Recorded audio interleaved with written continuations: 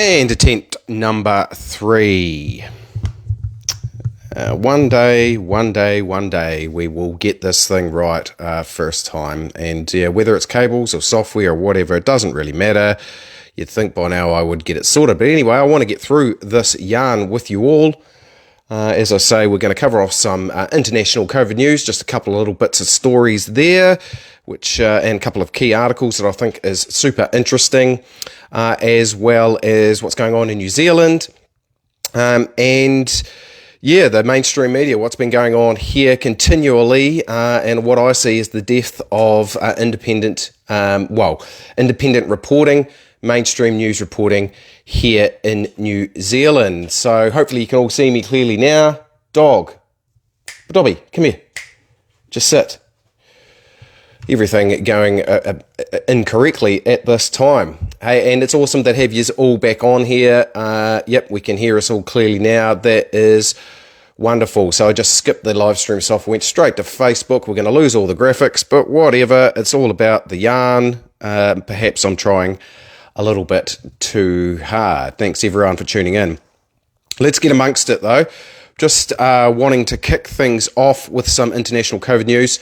We'll be looking down at my laptop here with the notes. Seeing as our mainstream media here in New Zealand continues its almost unbelievable to me freefall into strongly partisan propagandism and continues to pump out nothing but the same 2-year-old fear-based nonsense around inaccurate statistics.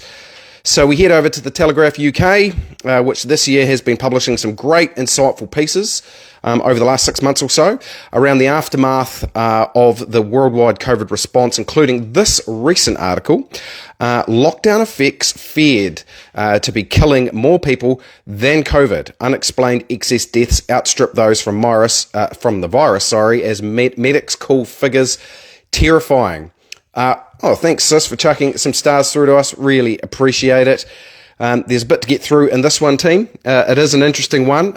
Surprised that it hasn't got more coverage here in New Zealand. There will be people, I'm sure, that are doing the work to get this sort of information and statistics together as well. Got no doubt in my mind at all that that'll be up and coming. Come and sit down here. Really sorry, people. I've got a dog now wanting to get out. It's been doing that all morning. Sit down. Thank you.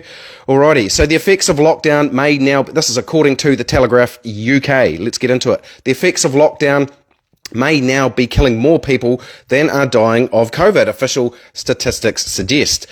Figures for excess deaths from the Office for National Statistics, or the ONS, showed that around 1,000 people, or 1,000 more people than usual, are currently dying each week from conditions other than the virus itself. The Telegraph understands that the Department of Health has ordered an investigation into the figures amid concerns that the deaths are linked to delays to and deferment of treatment for conditions such as cancer, diabetes, and heart disease.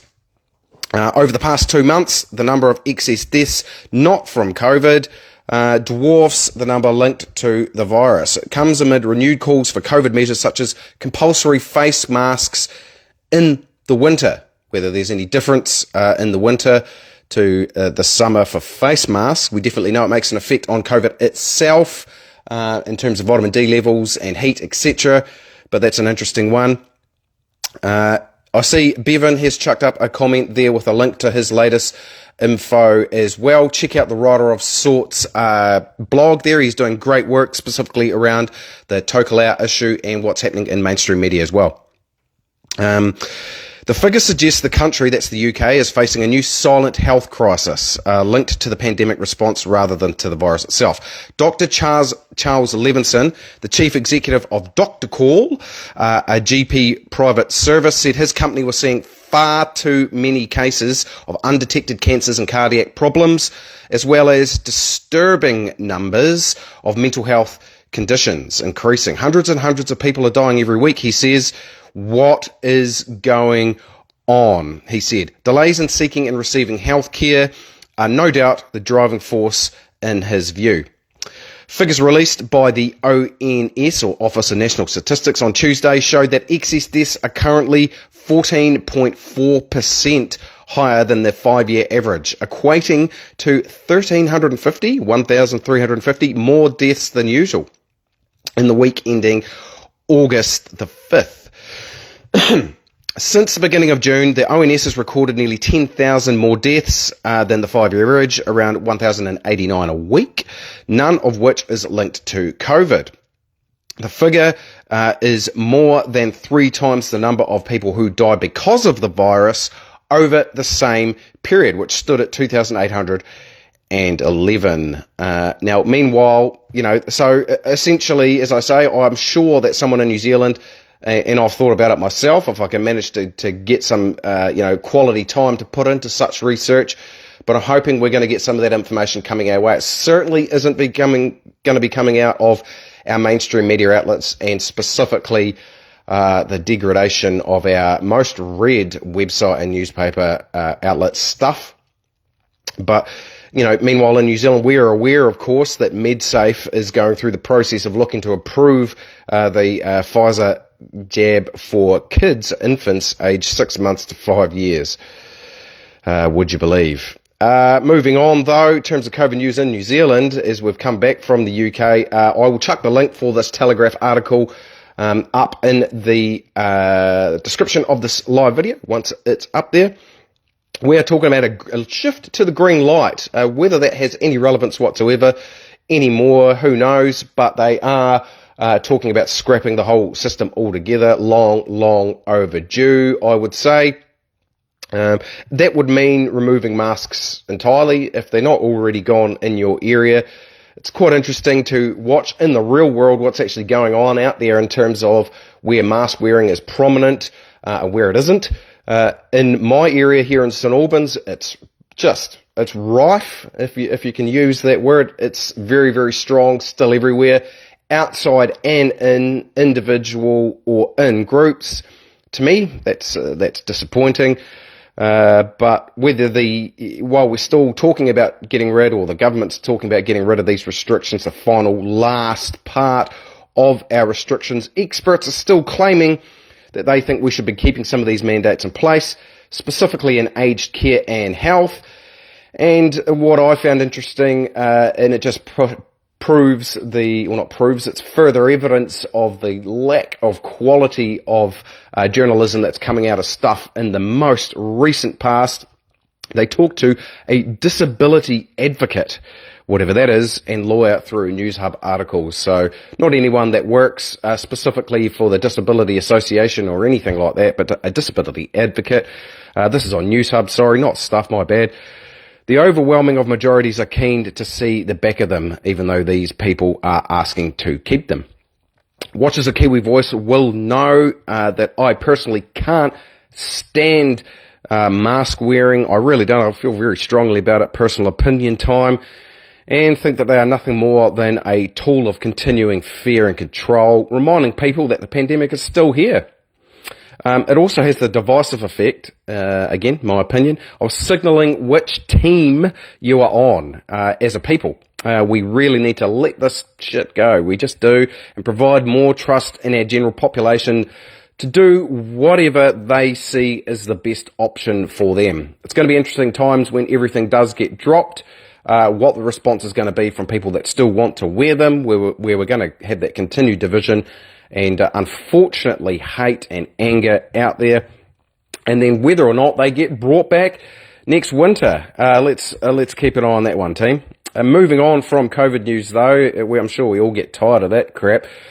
Stuff. I've mentioned them about 6 times already in the first few minutes of this live. They are continuing their work under the dystopian banner of the whole truth and democracy reporting.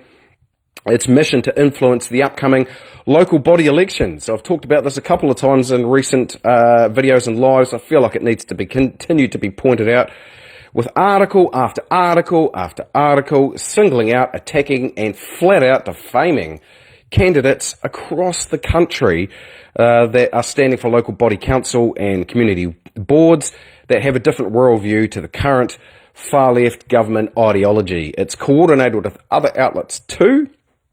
And they're knocking on doors, they're doing all sorts, chasing these people down with mainstream TV shows like Breakfast, hosting supposed disinformation. See, I'm doing the figurative quotation marks often during this live already, like Byron C. Clark, a bedraggled-looking member of far-left angry group Antifa, to try and legitimise their behaviour, the mainstream media that is. They truly think they are doing important work. I've got no doubt that they actually believe they are doing important work for the community, but what it's really doing is turning more and more people off mainstream media and moving more and more people to outlets like, obviously, Daily Examiner, Zeb Jackson Live, Chantel Baker, Farmer James, myself, and I'm just a frickin' random dude that can't even get technology sorted, and starting to get, with some of these videos and live streams, etc., more views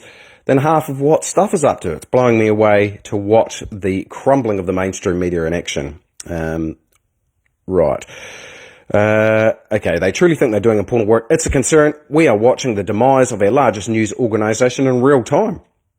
I've mentioned it previously, but what are these people going to do if the Public Interest Journalism Fund doesn't get renewed? There has been talk that it won't, but that talk's come from government sources, so be that as it may, I'll take extreme caution with any of that chat. But as you can understand, it's hard to trust anything that's coming out of the government-sponsored mainstream media at the moment.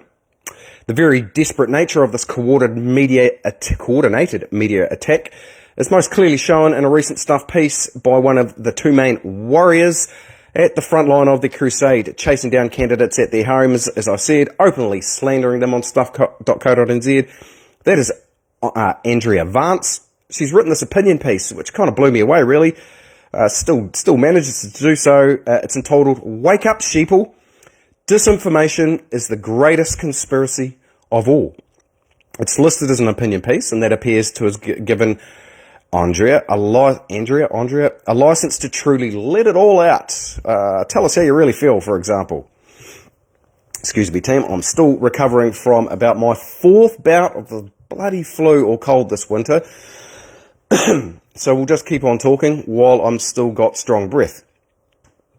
So for the last couple of weeks, a team of Stuff journalists, this is an excerpt, okay, I'm going to read quite a substantial bit of this opinion piece to really give you the perception of what the heck is going on here in these people's heads. As I say, she has done maybe 10, 12 articles, along with Nadine Porter as well. It's been doing the same kind of thing. She says, "For the last couple of weeks, a team of Stuff journalists and I have been researching candidates standing in next month's local government elections. We're specifically reporting on those who share false information and baseless conspiracy theories." Okay, false information according to who? Baseless conspiracy theories according to who? Just the Disinformation Project and these people. Tommy, no, I have not got COVID this time around. I've already had it in the past. Okay, this is not an attack on free speech, Andrea says. It is not McCarthyism, censorship, nor cancel culture. Political candidates are entitled to stand on whatever platform and policies they choose. Well, leave them alone then, I would say. And voters can judge and select them on those merits. Absolutely true words being spoken, as well as on their values and character. So why are we doing this? It's certainly not fun or enlightening work, she says. Mostly it's depressing, tedious and disturbing. In the last fortnight, I've swung from despair to irritation, puzzlement and occasionally amusement. But facts and transparency are cornerstones of democracy. Stuff is drawing attention to these candidates because they cannot distinguish fairy tales from reality. They are anti-science. What? They lack critical thinking and sound judgment. Gosh, where do you go with all of that? Anti-science, I mean, I'm sure of you free-thinking, lovely people out there will agree. Science thrives and exists based on challenging and, constantly questioning all of the research and scientific. That's what science is. It's always under review. It's always under scrutiny. This whole settled science thing is a complete misnomer. That is not correct in any way. But anyway, she then takes a big reach with the statement, "Interviews with some of these candidates have given me worry about the state of their mental health." So further attacks. Certainly this misinformation crisis intersects with a breakdown in mental health services. Goodness. Somehow conflating views that don't agree with the mainstream narrative and government lean with the mental health crisis that we have in New Zealand, which actually comes from around a decade of underinvestment and undervalue of all of the critical services we have here: mental health, firefighters, police, health service, the lot underfunded and undercared for. It rambles on for some 3 or 4 more paragraphs before coming back to the tried and true attacks that these mainstream media journalists just love to throw out there without a shred of actual evidence, but they just love it. And that backs up their claims. Much of these false narratives, he says, originate in conspiratorial corners of the right-wing US media ecosystem. My goodness. Over time, it has shifted from QAnon and COVID, there's the QAnon again, to Russia's war in Ukraine. But there doesn't appear to be a clear ideological endgame beyond confusion, chaos and fear, and the inevitable cynicism and distrust that brings. Gosh, they just love going for QAnon, Russia, the whole lot, with absolutely zero evidence to back that stuff up. I can't believe, I got into this thing partly because I wanted to speak up, more largely because I wanted to speak up, but also I've had an interest in journalism, although I wouldn't call myself a journalist, more of a commentator, but an interest in journalism. I look up to a lot, or have looked up to a lot of journalistic people throughout growing up through my life. And I'm just seeing it absolutely just completely and utterly falling into partisan nonsense, specifically in the last couple of years, but really with this disinformation project and attack on local candidates. This opinion piece is a clear illustration of how far media in New Zealand has fallen and a reflection of where our current divided society sits. And for me, that's also sad, as much as enlightening. The fourth estate is important to a functioning, healthy democracy, but of course, it has to be one that focuses intently on unbiased information presentation, facts-based reporting, challenging consistently those in power, clearly labelling things that are opinion as opposed to analysis and actual neutral reporting, and the decisions they are making on behalf of the people. While things are in an unbalanced, divisive state at the moment, here's where I attempt to try and shed some light on this situation. After years of disruption, I can see the light, people. I really can. I feel New Zealand can be united again. Those glory days of leaving your car door or even front door unlocked at night while the kids bike around the neighbourhood can return, where you can walk down the main street, see smiles, infinitely more of those than you can see frowns or covered up masked faces from strangers, where our difference of opinion doesn't define and separate us, but it's a small part of what we are. We aren't married to our ideas, and we find it easy to unite, to find harmony and peace, and with our fellow Kiwis. I, personally, will forever continue to put out my hand and send nothing but love, peace, and understanding to these people and out into the world through everyday conversations with friends, family, and colleagues, and in the comment section of Kiwi Voice, all the while trying to keep the conversation open. So that's where we are with that team. You'll notice that the live there for Counterspin protest outside the courthouse the other day, that has gone absolutely mental in terms of engagement. Now, I would say it's probably 50-50 in terms of the comment section. Last time I looked, we were well over 530 comments. There was a lot of hate from people out of Antifa and anti-Counterspin side of things. There was a lot of love, and I've never been so engaged in a post on Kiwi Voice ever, really, since I started this thing, to be fair, and doing my best to just counter that hate with just let these people speak. We've got to be able to respect opposing opinions on both sides. We have to do this. I know we can actually get back to a far more united New Zealand, and I look forward to those times. So keep that conversation going. Somehow we have managed to keep this thing up and running and live and active with all of the conversations that have continued on, all of the opinions that have been thrown out there. It's a beautiful thing. I really, really, truly believe that. We've got to stick to upholding free speech wherever we can on a big tech platform like this. Thanks everyone for tuning in. It's been awesome to get over 100 of you on there at certain points throughout this. I'm truly losing my breath. It's getting a bit full on, so we're going to get out into the sun, get that dog out there walking. Chuck the comments down below if you're watching this past the live. Share these links around. Really appreciate the stars that have been sent through. It's always greatly appreciated. All of that's going straight back in to Kiwi Voice in terms of the website subscription, and probably not the live stream software that continues to cause me issues, if it is that or if it's just something else. I don't know. We'll keep trucking. I really love all of you guys out there for sticking with us as we go through those things. Now, one other point before we do close off, the case that we've got a little bit of a scoop that's been reported in other media outlets, but we've got a bit of an inside lean in there in terms of the vaccine mandate for home-based carers.